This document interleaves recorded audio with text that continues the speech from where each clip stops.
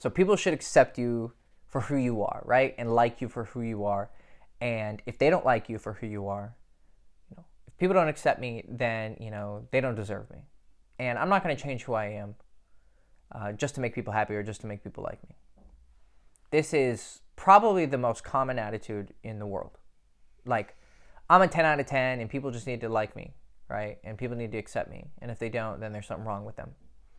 It's that root thought. It extends itself to more than just dating and making friends. I'm just going to wait around for the one who really accepts me for who I am. Or, I'm going to wait for that job that's the perfect job. Or I'm going to, wait for something good to happen. I'm going to wait till I'm happy, right? I'm not happy, but, I just need to wait and I need to be patient. For the most part, if you hold this attitude, specifically because of this channel is about dating and relationships, but it extends to pretty much everything. If you hold this attitude, you're really, really gambling. Because is there a chance you're going to find someone who just perfectly matches with you? Yeah, it's possible. I mean, that person is out there that has that particular personality and particular interests that just perfectly align with you. But here's the thing. There's a chance you could meet them and get rejected by them, which doesn't make sense, right? You're like, wait, no. By definition, they are exactly, they like me for who I am and accept da-da-da. But here's the thing. If they were to walk past you and you didn't go and talk to them, that's all you had to do. That was the only requirement, was that you had to move your feet towards them. And once you started talking to them, everything would just fall into place because you have the perfect personalities meeting each other. But what if you just didn't go talk to her? And you walked past her and you didn't even know. Like, you saw a girl and there's something about her that just struck you on a different level. Like, not only did you find her attractive, you found her sexy, but there was just really something that made you go, and then she walks past you. And because you spent so many years believing that something was just going to fall in your lap, it did fall in your lap, right? It was right in your face, but it walked past you, right? How lazy are you? Oh, it needs to fall on my lap. Okay, it was just presented there in front of you. All you had to do was move your feet a few steps and go talk to her and say, hey, excuse me, what's your name? There's something about you, like, you're really beautiful, but I don't know. And just be super honest and extend yourself like that. That's all you had to do. But if you spent years with this attitude of, if they don't like me for who I am, blah, blah, blah, you're probably not going to have the facilities to make it happen even when it is handed to you on a silver platter. So that's for the girl who is going to be like your magic partner, right? There's so many other people that would be probably just as good. It just wouldn't be as instant of a connection as possible. It would take a date or 2 dates to open up on that level, because whatever surface personality you're expressing in her surface personality, they need to meet at a certain point for then all of the other things that are hiding in your personality that aren't immediately visible to emerge and be seen by the other person to create what we call a connection. So if you have this attitude that you're not going to change, then you may be so extreme with that attitude, because I get what you're saying, right? I don't want to betray myself. That's what you're really saying. I don't want to betray my values, and I don't want to betray what it is I truly like. Because when I tell someone, hey, you're going to need to change who we are, they think that's some sort of death. Like, oh, I need to become fake. I need to become a liar. I need to become a fraud. Because what happens is they see people in the world who I call them rappers, right? They only focus on the rapping, and they become very pretty on the outside, very pretty with their charisma. But then they end up showing themselves to be hollow, lacking integrity, blah, blah, blah. And so people see these people, and they come to the conclusion that, oh, people who are attractive on the outside and charismatic, they tend to be garbage on the inside. So they associate wrongly having a charismatic, attractive outside with fashion and the way you express yourself and blah, blah, blah, with an ugly inside. But those aren't necessarily connected. Like, there's no causal relationship. You can have a beautiful inside and a beautiful outside, right? But people are just not good at logic. And also they're lazy, because people will say this thing where they're like, oh, I don't want to change who I am, da-da-da. So there's a kernel of truth to that, which I understand. You don't want to betray yourself and be a fraud. But some of the best lies have truth in them. Because if something's totally a lie, you're going to be like, yeah, bullshit.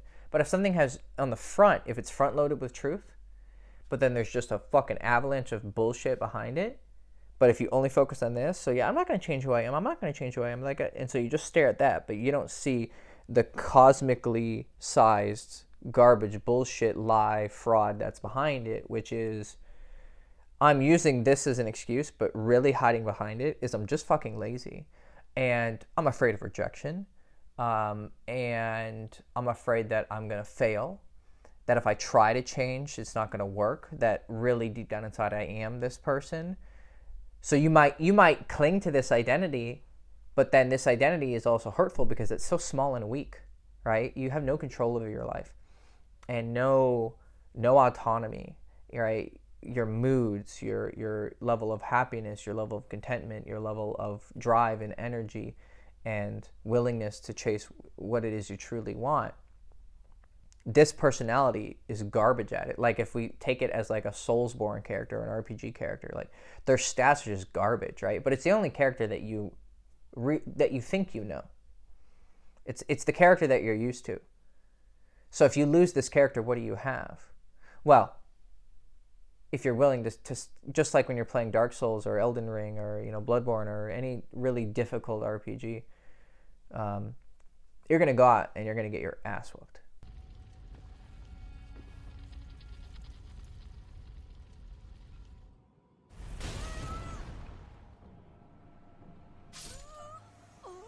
But in the process of killing those monsters after dying 100 times, you're going to get a lot of like XP and souls to buy higher, strength and stamina and vitality. So you have to go out and get rejected and die to the boss a lot of times with this level 1 garbage character. But then with those rejections, you buy experience. And with those experience, you can choose to put those into different stats. So are you willing to sacrifice this guy for a different guy who's going to be able to beat the final boss? Because technically you could beat the final boss level 1, right? People will speed run and do these super, super difficult. Let me put it in the metaphor, and then I'll explain it in real life because it's actually a perfect metaphor. So there's people who will play really difficult action RPGs and they'll go out and beat every boss without getting touched with level 1 and like the worst weapon. And it's possible. And not only is that possible in the game, it's also possible in real life. And the way that I can build that bridge with the metaphor is I can go out and wear crappy clothes and have a terrible haircut and present myself as like a slob, right? And not have that much, external decorum and class or attractiveness. But my skill is amazing, right? So these people who go out and fight the final bosses level 1 with like just their fists, they have a great amount of skill. They can dodge every attack that boss is going to do. And they know exactly how many hits they can get in between each attack. And they've perfectly mastered the ability to weave through negativity just to express their positive aspects to get what they want, which is the victory. So it is possible that you have all of these skills of charisma and of understanding what women want and how to give that to them purely with the way that you act and the words that you speak. However, is it very, very unlikely that you're going to be that person? Yeah. Because in order to be that person, you have to go out level 1 and where a person who had leveled up their stats, it would take them like 10 tries to kill like Melania in Elden Ring or, super difficult boss. A person who's going to do it at level 1 is going to die 100, 150 times before they figure it out. It's a more difficult path, right? Why wouldn't you just take an easier path? And the only thing standing in your way is this ignorant idea that you are somehow sacrificing who you are and being a fraud.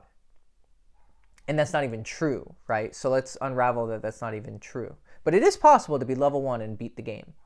But you need to have amazing charisma, right? So this person who you believe you are, like, oh, I'm this person and I don't want to betray who I am. Are you really charismatic? Are you really funny?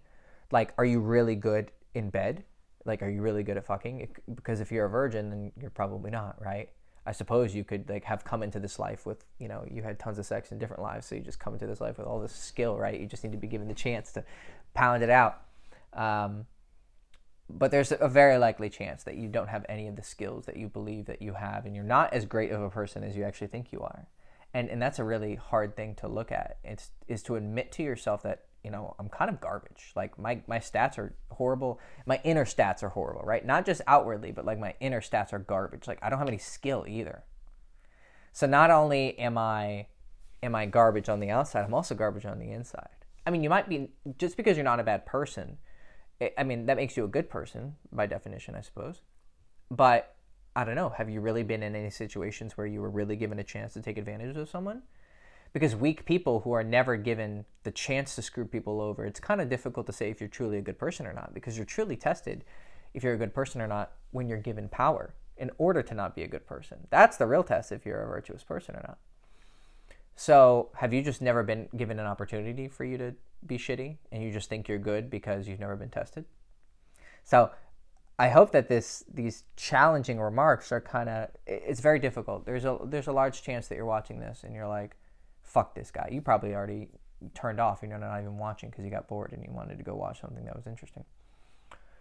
But if you're sticking around with this and you really ask myself, like, am I really as good as I think I am? Because if the answer is no, that's pretty fucking hard to admit that without getting depressed, right? And I'm not telling you to get depressed. I'm not saying this so that you think badly of yourself. I only want to say this so you're honest with what you need to work on, then you go out and you fix it. Like in the ideal world, you would be like, yep, I suck at this, I suck at this, I suck at this, but I don't feel bad about it at all. Like, why am I going to hurt myself about it? Beating myself about it does nothing. In fact, it's counterintuitive. I suck at this, I suck at this, I suck at this. Okay, how do I fix it? I got to go do this, I got to go do this, I got to go do this. Okay, go. That would be the ideal world. Obviously, it's not going to happen like that. You're going to feel bad, or you're not going to admit that you suck at certain things. But okay, you understand that you do suck at some things, right? And you want to go out and change it, but you feel like a fraud, right? Because that's one of the biggest things that people will give as their excuse. Because I was talking to this guy on some comments on YouTube, and he was posting on some girls, like some Twitch streamer, some cute, hot Twitch streamer, and she's like, it was a joke video, and she's like, how do I get girls? Like, she's impersonating a guy, and her response is, go talk to girls. And he's like, what? It's impossible. And all the comments were just like, yeah, it's impossible. I tried. I failed. Da-da-da-da-da. And I looked in their profiles, and they were mostly all like teenage kids, right? So I'm like, all right, I understand, I understand how you're feeling. I felt the same way. But there was one guy who said, yeah, I always get friend zoned, blah, blah, blah, blah, blah. They treat me like a therapist. And I'm like, okay, maybe I'll try something here. And usually I end up, not regretting it, but like having wasted my time. And I left him a comment. I was like, hey man, have you ever considered that, maybe you're cool as a friend, but, in order to be seen as more than a friend, you have to be attractive, right? If you're just a good person and a good communicator, that makes you a good friend, but that doesn't qualify you as a boyfriend or someone that they find attractive, right? So you're only providing the value that you're getting back. Oh, I'm friend zoned. Well, it's because you only have friend value. Do you have value that's above being a friend? So I said, hey man, do you think that maybe you could like dress better and kind of act a little bit different and, try to be more attractive? And his response was, I'm not going to change my fashion or my weight. I meant that like fitness. I was like, yeah. So I'm assuming he might be a bit overweight. He's like, I'm not going to change my fashion or my weight to make someone else accept me and to fit in. And I just said, okay, man, best of luck to you. So what that response told me, because I know people pretty well after all these years of training people, he probably is a bit overweight.